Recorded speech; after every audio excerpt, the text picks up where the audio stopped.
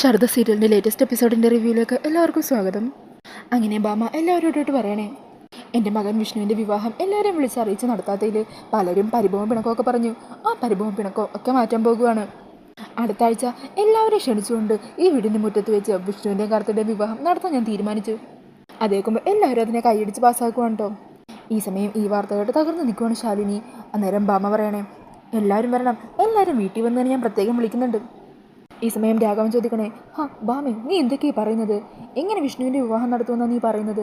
വിഷ്ണുവിൻ്റെ ആദ്യ വിവാഹം നിയമപരമായി വേർപെടുത്തിയാൽ മാത്രമല്ലേ വിവാഹം നടത്താൻ പറ്റൂ, അല്ലാതെ നടത്തിയ കേസാകുമെന്ന് വക്കീൽ പറഞ്ഞത് നീ എന്താ മറന്നുപോയോ? അന്നേരം ബാമ പറയണേ, അതെനിക്ക് ഓർമ്മയുണ്ട് രാഘവേട്ട, കേസാവണം, നമുക്ക് ബാക്കി കോടതി വെച്ച് നോക്കാന്നേ. ആദ്യ വിവാഹം വേർപെടുത്താതെ എൻ്റെ മകന് വേറെ വിവാഹം കഴിക്കാൻ പറ്റില്ല എന്ന് എനിക്കൊന്ന് ചോദിക്കണം. അതിനെതിരെ ആരാണോ കോടതിയിലെത്തുന്നത് അവരോട് എനിക്കും ചിലത് ചോദിക്കാനുണ്ട്. അവൾക്ക് ആദ്യ വിവാഹം വേർപെടുത്താതെ മറ്റൊരുത്തിനെ കല്യാണം കഴിച്ച് അവൻ്റെ കൊച്ചിനെ പ്രസവിക്കാം. പിന്നെന്തുകൊണ്ട് എൻ്റെ മോനായിക്കൂടാ? അങ്ങനെ ചോദ്യം ചെയ്യാൻ വരുന്നവരുടെ തോൽവി ഒരുക്കും ഞാൻ കോടതി വെച്ച്. ഈ സത്യഭാമയെ രണ്ടും കൽപ്പിച്ച് തന്നെ രാഘവേട്ട. അന്നേരം ബാമ പറയണേ, അതെ, പറഞ്ഞതപ്പോൾ ഓർമ്മയുണ്ടല്ലോ, അടുത്ത ആഴ്ച വിവാഹം, എല്ലാവരും വരണം. ഈ സമയം ഇതൊക്കെ കേട്ട് മധുശ്രീ സന്തോഷിക്കുകയാണ്. മധുശ്രീ മനസ്സിൽ പറയണേ, എന്താണെങ്കിലും ഷാലിനെ കൊല്ലണമെന്ന് ഞാൻ വിചാരിച്ചത് തെറ്റായിപ്പോയി. അടുത്ത ആഴ്ച നടക്കുന്ന ഈ വിവാഹം അവൾ ജീവനോട് ഇരുന്ന് കാണണം. ആ കാഴ്ച കണ്ട് കണ്ണു നിറഞ്ഞ് ഹൃദയം വെന്തുരുകി അവൾ അങ്ങില്ലാണ്ടാവണം. അതാണ് അവൾക്ക് കൊടുക്കാവുന്ന ഏറ്റവും വലിയ ശിക്ഷ. അങ്ങനെ പറഞ്ഞ് മധുശ്രീ സന്തോഷത്തോടെ നിൽക്കുകയാണ്. ഈ സമയം ശാലിനിയാണെങ്കിൽ ബാമ പറഞ്ഞ ആ വാക്കുകളൊക്കെ കേട്ട് ആകെ തകർന്ന് പുറത്തേക്ക് ഇങ്ങനെ നടക്കുവാണ്. ഈ സമയം മധുശ്രീയും ശാലിനിയുടെ പിന്നാലെ എത്തുന്നുണ്ട്. എന്നിട്ട് മധുശ്രീ ശാലിനിയെ കളിയാക്കിക്കൊണ്ട് ഓരോന്നൊക്കെ പറയണേ. മധുശ്രീ പറയുവാ, അല്ല ശാലിനി, നീ അല്ലേ കുറച്ച് മുമ്പ് പറഞ്ഞത് നിൻ്റെ വിഷ്ണുവേട്ടൻ നിൻ്റെ കഴുത്തി മാത്രമേ താലിയിട്ടു, മറ്റാരുടെയും കഴുത്തി താലിയിട്ടില്ല, അതുപോലെ സത്യയുടെയും പപ്പിയുടെയും പിറന്നാൾ എന്നും ഈ വീട്ടിൽ വെച്ച് തന്നെ നടക്കും എന്നൊക്കെ. എന്നിട്ടിപ്പോൾ സത്യമ്മ പറഞ്ഞത് നീ കേട്ടില്ലേ?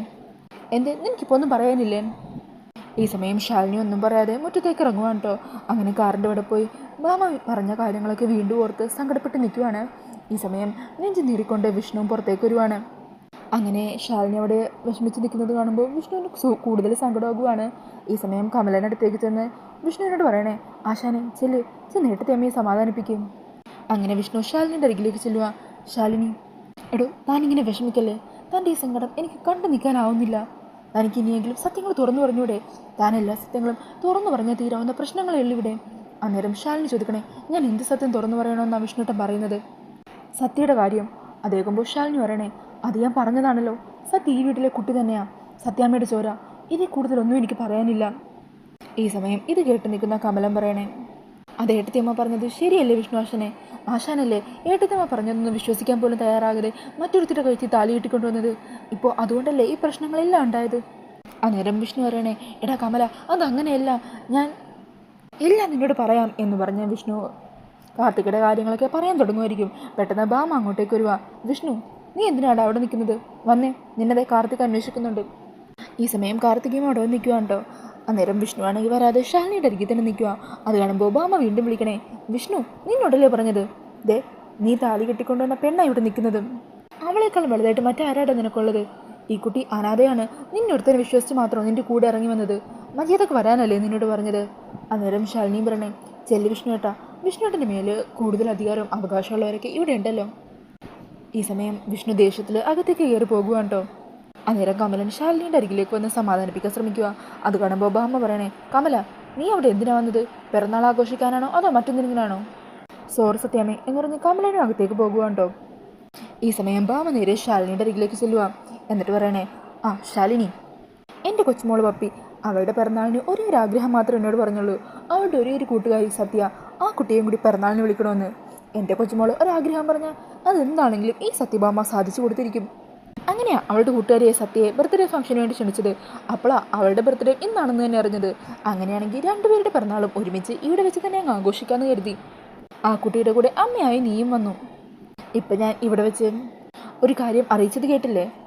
നീ കേട്ടിട്ടില്ലെങ്കിൽ ഒന്നുകൂടി ഞാൻ പറയാം. അടുത്ത ആഴ്ച എൻ്റെ മകൻ വിഷ്ണുവിൻ്റെയും കാർത്തികയുടെയും വിവാഹമാണ്. ഈ നാടടക്കം വിളിച്ച് ആഘോഷമായിട്ട് അവരുടെ വിവാഹം ഞാൻ നടത്താൻ പോകുക. പപ്പി പറയുവാണെങ്കിൽ സത്യം ഞാൻ വിവാഹ ചടങ്ങിനും വിളിക്കും. അപ്പോൾ സത്യയുടെ കൂടെ വേണമെങ്കിൽ നിനക്കും വരാം. വിവാഹം കണ്ട് നിനക്കും മടങ്ങാം കേട്ടോ. പിന്നെ ഇവിടെ പിറന്നാളിൻ്റെ സദ്യയൊക്കെ ഉണ്ടാക്കി വെച്ചിട്ടുണ്ട്, നീ കഴിച്ചിട്ട് വേണേ പോകാൻ. എന്നാൽ ശരി, അങ്ങനെ പറഞ്ഞ് സത്യാമ്മ അകത്തേക്ക് പോകുവാണ്. അങ്ങനെ അവിടെ നിൽക്കുന്ന കാർത്തികയും കൂട്ടി അകത്തേക്ക് പോകുവാണ് കേട്ടോ സത്യഭാമ. ഈ സമയം ശാലിനി പണ്ടത്തെ കാര്യങ്ങളൊക്കെ ഓർക്കുക. താൻ കളക്ടറെ നാട്ടിൽ വന്നപ്പോൾ വിഷ്ണു തന്നെ കാറിൽ വെച്ച് കണ്ടിട്ട് പിന്നാലെ ഓടി വന്നതും പിന്നീട് ഇവരുടെ വിവാഹം നടന്ന കാര്യം അറിഞ്ഞ് വിഷ്ണുവിൻ്റെയും സത്യഭാമയുടെ കാല് പിടിക്കാനായിട്ട് ശാലിനി വന്ന കാര്യങ്ങളും അതെല്ലാം ഇങ്ങനെ ഓർത്ത് ശാലിനി ആകെ സങ്കടപ്പെട്ട് നിൽക്കുകയാണ്. ഈ സമയത്തായിരിക്കും സത്യയും പപ്പിയും ശ്യാമയും കൂടി പുറത്തേക്ക് ഓടി വരുന്നത്. അങ്ങനെ സത്യ ശാലിനിയുടെ അരികിലേക്ക് വന്നിട്ട് ചോദിക്കണേ, അമ്മ ഇവിടെ നിൽക്കുമായിരുന്നോ? ഞാൻ എവിടേക്ക് അമ്മയെ നോക്കിയെന്നറിയോ? അന്നേരം ശാലിനി പറയണേ, മോളെ സത്യ നമുക്ക് പോകാം. ശ്യാമേ ഞങ്ങൾ ഇറങ്ങുക. അന്നേരം ശ്യാമ പറയണേ, അല്ല കുഞ്ഞിച്ചി സദ്യ കഴിച്ചിട്ട്?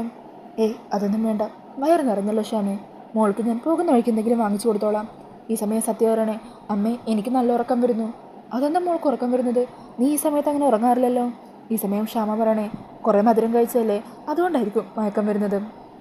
ഈ സമയം സത്യ പറയണേ, പപ്പി എന്നാൽ ഞങ്ങൾ പോയിട്ട് വരാവേ. അങ്ങനെ പപ്പി സത്യ പരസ്പരം കെട്ടിപ്പിടിക്കുവാണ് കേട്ടോ. എന്നിട്ട് സത്യ കാറിലേക്ക് കയറുവാണ്. ഈ സമയം പപ്പീനെ സത്യമ്മ വിളിക്കുമ്പോൾ അകത്തേക്ക് പോകുവാണ് കേട്ടോ പപ്പി. അന്നേരം ശ്യാമ പറയണേ, സത്യം പറയാലോ കുഞ്ഞിച്ചി, കുട്ടികളുടെ കളിയും ചിരിയൊക്കെ കാണുമ്പോൾ ഞാൻ നമ്മുടെ പഴയ കുട്ടിക്കാലം ഓർക്കുമായിരുന്നു. നമ്മൾ തമ്മിലും എന്തൊരിഷ്ടവും അടുപ്പവും സ്നേഹമൊക്കെ ആയിരുന്നു. പക്ഷേ ഇപ്പം നമ്മൾ അപരിചിതരെ പോലെ ആയില്ലേ? അന്നേരം ശാലിനി പറയണേ, അപരിചിതരല്ല അതിഥികൾക്ക് എല്ലാ കൊല്ലവും ഒരുമിച്ച് നിൽക്കാൻ പറ്റില്ലല്ലോ, സമയമാകുമ്പോൾ പോകണം. എന്നാൽ ശരി മോളെ, ഞാൻ ഇറങ്ങട്ടെ. അങ്ങനെ പറഞ്ഞ് ശാലിനി കാറിൽ കയറി അവിടെ നിന്നും പോകുവാണ്. പിന്നീട് കാണിക്കുന്നത് ശ്യാമ അങ്ങനെ സങ്കടത്തോടെ എവിടെ നിൽക്കുമായിരിക്കും. ഈ സമയം വിഷ്ണു തിടുക്കത്തിൽ പുറത്തേക്ക് ബുള്ളറ്റ് എടുത്ത് വേഗം തന്നെ പോകുവാണ്. അത് നോക്കിക്കൊണ്ടിരിക്കുവാണ് കേട്ടോ ശ്യാമ. അന്നേരം ശ്യാമ ആലോചിക്കുക, വിഷ്ണുവേട്ടൻ ഇതെന്ത് പറ്റി, എങ്ങോട്ട് ഇത്ര ധൃതി പിടിച്ച് പോകുന്നത്? വിഷ്ണുവേട്ടൻ്റെ നെഞ്ച് ആകെ വെന്ത് നീറിയിരിക്കുക, എന്തോ സംഭവിക്കാൻ പോകുന്നുണ്ട് എന്ന് പറഞ്ഞ് ടെൻഷനോട് കൂടി ഇരിക്കുകയാണ് ശ്യാമ. പിന്നീട് കാണിക്കുന്നത് കാറിൽ പൊക്കോണ്ടിരിക്കുന്ന ശാലിനി സത്യേനെയാണ് കേട്ടോ. ഈ സമയം സത്യ പറയണേ, അമ്മേ എനിക്ക് നല്ല ഉറക്കം വരുന്നു. അതിനെന്താ, മോൾ അമ്മയുടെ മടിയിലേക്ക് കിടന്നോ? അങ്ങനെ സത്യ ശാലിനിയുടെ മടിയിൽ കിടന്ന് ഉറങ്ങിപ്പോകുവാണ്. പിന്നീട് കാണിക്കുന്നത് കളക്ടർ ഓഫീസാണ് കേട്ടോ. അവിടെ സരോജിനി മെമ്പറും വിക്ടറും പിന്നെ കടലെടുത്ത് 2-3 തൊഴിലാളികളൊക്കെ വന്ന് സംസാരിച്ചുകൊണ്ടിരിക്കുകയാണ്. അവർ കുട്ടികൾക്ക് വേണ്ടി ശാലിനി പുതിയൊരു പദ്ധതി ആസൂത്രണം ചെയ്തിട്ടുണ്ടായിരുന്നല്ലോ. എല്ലാ കുട്ടികളെയും സ്കൂളിൽ പോകണമെന്നും സ്കൂളിൽ പോകുന്ന കുട്ടികൾക്ക് ഒരു നിശ്ചിത തുക എല്ലാ ദിവസവും വരുമാനമായിട്ട് കൊടുക്കുമെന്നും അങ്ങനെ ആ പദ്ധതിയുടെ ഭാഗമായിട്ട് അതിന് ചില പരിപാടികളും കൂടി നടത്താനും അതിൻ്റെ ഒപ്പിടലും സാങ്ഷനും അതിൻ്റെയൊക്കെ കാര്യത്തിന് വേണ്ടിയിട്ട് അവരോട് കാത്തു നിൽക്കുവാണ്ടോ. ഈ സമയം വിക്ടർ പറയണേ, ഇതിപ്പോൾ കുറേ നേരമല്ലോ, കടലിൽ പോയായിരുന്നെങ്കിൽ ഒരു വല നിറയെ മീൻ കിട്ടിയാനേ. അന്നേരം സരോജിനി മെമ്പർ പറയണേ, വിക്ടറെ നീ ഒന്ന് സമാധാനപ്പെട്, ഇതൊക്കെ നിയമപരമായ കാര്യങ്ങളല്ലേ, അതിൻ്റേതായ സമയമെടുക്കും. നമ്മുടെ കുട്ടികളുടെ പഠനത്തിന് വേണ്ടിയിട്ടുള്ള കാര്യമല്ലേ, അതിനാണ് ഞാനും ഇങ്ങനെ മുൻകൈ എടുക്കുന്നത്. ഹരീഷ് സാറും സജി സാറും കൂടി അതിനെക്കുറിച്ച് സംസാരിച്ചുകൊണ്ടിരിക്കുമല്ലേ, ഉടനെ തന്നെ ഒരു തീരുമാനം ഉണ്ടാകും. അന്നേരം വിക്ടർ പറയണേ, ഈ ഹരീഷ് സാറിനെയൊന്നും എനിക്ക് തീരെ വിശ്വാസമില്ല, പാവപ്പെട്ടവരുടെ കയ്യിൽ പിച്ചച്ചട്ടിയിൽ കൈയിട്ട് വരുന്ന തന്നെയാണ് അയാളൊക്കെ. അന്നേരം സരോജിനി മെമ്പർ പറയണേ, എന്താണെങ്കിലും കളക്ടർ മാഡം നേരിട്ട് തരുവിട്ട കാര്യമല്ലേ, അതിലെങ്ങനെ തിരുമറിയൊന്നും അവർ ചെയ്യില്ല, നമുക്ക് കാത്തിരിക്കാന്നേ. ഇതേസമയം അവിടെ ഹരീഷ് സാറും സജി സാറും കൂടി ഈ പദ്ധതിൻ്റെ ഒരു കാര്യത്തെക്കുറിച്ച് തന്നെ സംസാരിച്ചുകൊണ്ടിരിക്കുകയാണ്. അങ്ങനെ ഹരീഷ് സാറ് കുട്ടികൾക്കൊരു ഉച്ചഭക്ഷണ പദ്ധതി എന്നും പേരിൽ ഒരു കമ്പനിയെ സജി സാറിനോട് പറഞ്ഞു കൊടുക്കുക. ആ കമ്പനിയുടെ ഒരു പ്രൊമോഷനും പരസ്യത്തിനൊക്കെ വേണ്ടി കുട്ടികൾക്ക് ഫ്രീ ആയിട്ട് ഫുഡും മറ്റും കൊടുക്കും. അപ്പോൾ അതിലും കൂടി സാറൊന്ന് ഒപ്പിട്ട് അതും കൂടി പാസ്സാക്കണം എന്ന് സജിയോട് പറയുക. അന്നേരം സജി പറയണേ, അത് പറ്റില്ല ഹരീഷേ, ആ കമ്പനിയെക്കുറിച്ച് ഞാൻ അന്വേഷിച്ചു, ഷവർമ്മ അങ്ങനെയുള്ള കുറേ ജങ്ക് ഫുഡും ഉണ്ട്, പലരും ആ കമ്പനിയിൽ നിന്ന് കഴിച്ച് അവർക്ക് ആരോഗ്യപരമായ പല അസുഖങ്ങളും വന്നതും ചിലർക്കൊക്കെ മരണം വരെ സംഭവിച്ചിട്ടുണ്ട്. ഇത് പാവപ്പെട്ട കുട്ടികളുടെ ജീവൻ വെച്ചിട്ടുള്ള കളിയാ, ഇതിന് ഞാൻ സമ്മതിക്കില്ല, ഈ ബില്ലിൽ ഞാൻ ഒപ്പിടില്ല. അന്നേരം ഹരീഷ് പറയണേ, എൻ്റെ സാറേ ഞാൻ പറയുന്നൊന്ന് കേൾക്ക്, പോക്കറ്റ് വരെ എത്തിയ മഹാലക്ഷ്മിയെ തട്ടിക്കളയല്ലേ, സാറിന് ലക്ഷങ്ങളുടെ ലാഭം ഉണ്ടാക്കുക ഇതിൽ. അന്നേരം സജി സാർ പറയണേ, വേണ്ട ഹരീഷേ, ശാലിനി മേഡം വന്നതിന് ശേഷം ഞാനും കുറച്ച് കണ്ണു തുറന്നിട്ടുണ്ട്, പാവപ്പെട്ട കുട്ടികളുടെ ഈ പദ്ധതിയിൽ മണ്ണുവാരിയിടാൻ ഞാൻ സമ്മതിക്കില്ല, ഇതിൽ ഞാൻ ഒപ്പിടില്ല. സാറിൻ്റെ തീരുമാനം ഉറച്ചതാണോ, മാറ്റം ഉണ്ടാവില്ലേ? ഇല്ലയെന്ന് സജി ഉറപ്പിച്ച് പറഞ്ഞിട്ട് അവിടെ നിന്ന് പോകുക. അന്നേരം ഹരീഷ് പറയണേ, ഇനിയിപ്പോൾ എന്ത് ചെയ്യും? ഒരു വഴിയുണ്ട്. അങ്ങനെ പറഞ്ഞ് ഹരീഷ് നേരെ ചെല്ലുന്നത് സരോജിനിയുടെയും വിക്ടറിൻ്റെ കരികിലേക്കാണ്. അന്നേരം സരോജിനി ചോദിക്കണേ, എന്തായി സാറേ കാര്യങ്ങൾ? അന്നേരം ഹരീഷ് പറയണേ, മെമ്പറെ ഈ പദ്ധതി നടക്കില്ല കേട്ടോ. അത് കേട്ട് അവരെല്ലാവരും ഷോക്കായി നിൽക്കുവാണ്. പിന്നീട് കാണിക്കുന്നത് കാറിൽ പോയിക്കൊണ്ടിരിക്കുന്ന ശാലിനിനെ ഉണ്ടോ കാണിക്കുന്നത്. ഈ സമയം ശാലിനിയുടെ വണ്ടിയെ ഫോളോ ചെയ്തുകൊണ്ട് വിഷ്ണുവും ബുള്ളറ്റിൽ പാഞ്ഞെത്തുന്നുണ്ട്. അങ്ങനെ അപ്പോൾ ആ ഒരു സീൻ കാണിച്ചുകൊണ്ടാണ് ഇന്നത്തെ എപ്പിസോഡ് തീരുന്നത്. അപ്പോൾ ഈ ഒരു റിവ്യൂ ഇഷ്ടമായിട്ടുണ്ടെങ്കിൽ മറക്കാതെ വീഡിയോ ഒന്ന് ലൈക്ക് ചെയ്യണേ. ഇതുപോലുള്ള കൂടുതൽ റിവ്യൂസിനായിട്ട് ഈ ചാനലൊന്ന് സബ്സ്ക്രൈബ് ചെയ്ത് സപ്പോർട്ട് ചെയ്യണേ. താങ്ക്